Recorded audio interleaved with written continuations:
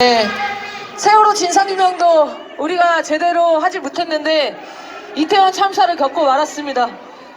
지금 무대 앞쪽에 우리 이태원 유가족 분들이 함께 해주고 계십니다. 박수 한번 부탁드리겠습니다.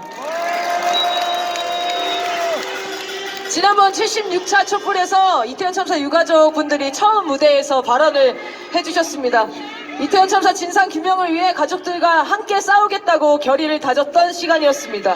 오늘 촛불에도 함께 해주셔서 너무 감사하고, 저희가 이렇게 얘기를 좀 하고 싶어요. 지난번 촛불에서도 제가 말씀 한번 드렸었는데, 가족분들 오시면은 우리가 힘내세요 이거 되게 많이 외치잖아요. 근데 저는 힘내세요는 뭔가 마음이 남한테 하는 기분이 들더라고요. 사실 이태원 참사 희생자분들이 우리 다 지인이고 가족 아니었습니까? 우리도 가족 아닙니까?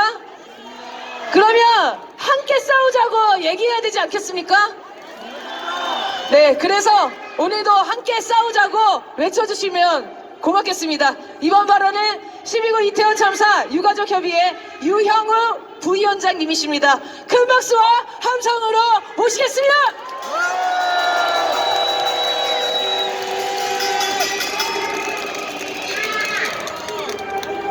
촛불 시민 여러분, 안녕하십니까? 소개받은 12구 이태원 참사 희생자 유연주의 아빠 유형우입니다. 저는 오늘 유가족을 대하는 윤석열 정부의 행태를 고발하고자 이 자리에 섰습니다. 지난 1월 30일 대한민국의 국가원수 윤석열은 끝내 이태원 참사 특별법에 거부권을 행사했습니다. 그러면서 돌아오지 못할 강을 건넌 것 같습니다. 대통령이 단 몇 분 만에 거부권을 행사한 특별법은 1년이 넘는 시간 동안 우리 유가족들이 하루하루를 버틸 수 있게 한 단 하나의 목표이자 버팀목이었습니다. 아지랑이 피어나는 뜨거운 아스팔트 위 양 무릎이 갈려나갈 때, 한기 서린 보도블록 위에서 사지와 이마를 내리찢을 때, 무거운 햇볕 아래서 코끼리를 끊었을 때마저도 우리를 버티게 한 건 정부의 금전적 지원 대책이 아닌 특별법 제정뿐이었습니다. 저희 유가족들이 이렇게 많은 시민들의 관심과 연대 속에 눈물 맺힌 특별법을 만드는 동안 정부와 여당은 무엇을 했습니까? 크리스마스 트리에 불을 켜고 국민의 혈세로 해외여행을 다니면서 유가족들을 향해 시체팔이 한다는 말을 멈추지 않았습니다. 그런데 그런 윤석열 정부가 납득할 수 없는 세 가지 이유를 들며 특별법을 거부했습니다. 첫 번째 이유, 특별법에 위헌 소지가 있다. 두 번째, 예산 낭비가 된다. 세 번째, 국민이 분열된다는 이유였습니다. 이 중에 하나라도 이해가 되는 게 있습니까? 여러분, 지난해 4월 20일 21대 국회 최다 의원이 동참으로 10월 29일 이태원 참사 특별법이 발의되었습니다.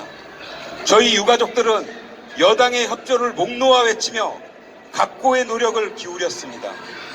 하지만 국민의힘 의원들은 특별법이 국회에서 논의되고 행정안전위원회를 통과하던 때에도 회의장에조차 나오지 않았습니다. 심지어 대통령은 단 5분만 만나달라는 유가족들의 애원마저도 외면하고 무시했습니다. 뒤늦게 협상을 제안한 국민의힘은 저희에게 특검 조항을 삭제하고 유가족의 조사위원 추천권을 포기하라고 요구했습니다.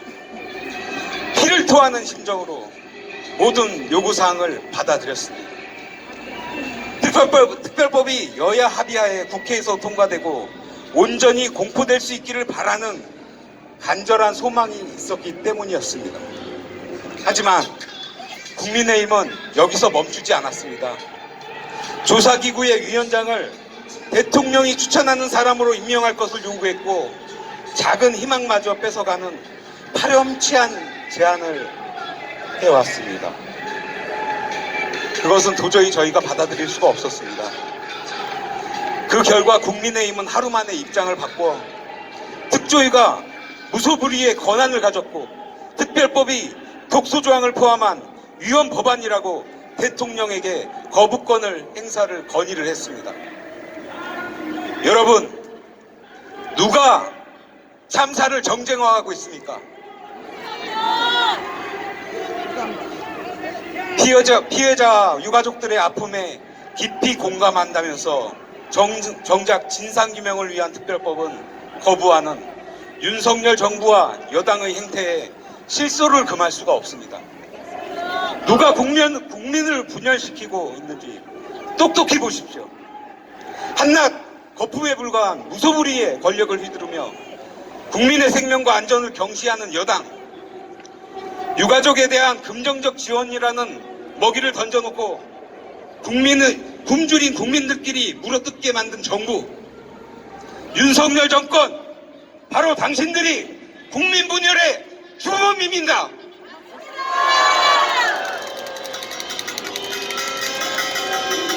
(900쪽이) 넘는 국정조사 결과 보고서를 아무리 읽어봐도 저희의 의문에 대한 답변은 어디에서도 찾을 수가 없었습니다.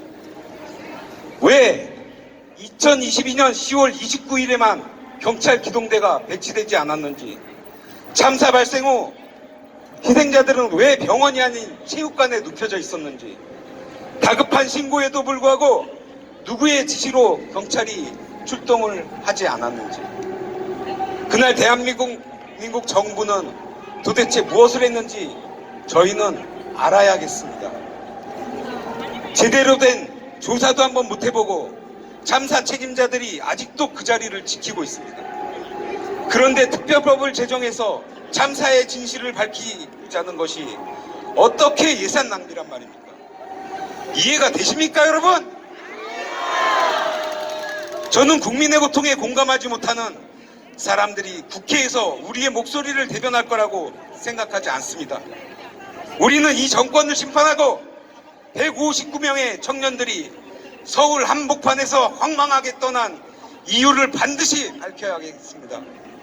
더 이상 땅바닥을 기어다니며 처절하게 울부짖는 유가족이 생겨서는 안 되기 때문입니다. 시민 여러분, 강한 놈이 이기는 게 아니라 이긴 놈이 강한 겁니다.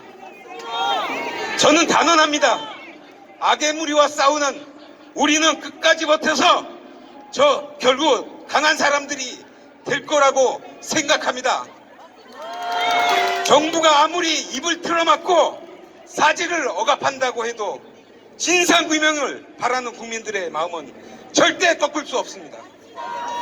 참사의 진실을 향해 가는 길은 고되고 힘든 길이지만 여러분께서 함께 해주신다면 그 길 또한 희망찬 길이 될 것이라고 믿습니다. 촛불 시민 여러분, 이태원 참사 진상규명이 되고 책임자가 처벌되는 그날까지 함께 하시겠습니까? 감사합니다. 저희도 검사판 하나회가 몰락하고 이 정권의 폭주가 멈추는 날을 포기하지 않겠습니다. 끝까지 함께 하겠습니다. 감사합니다.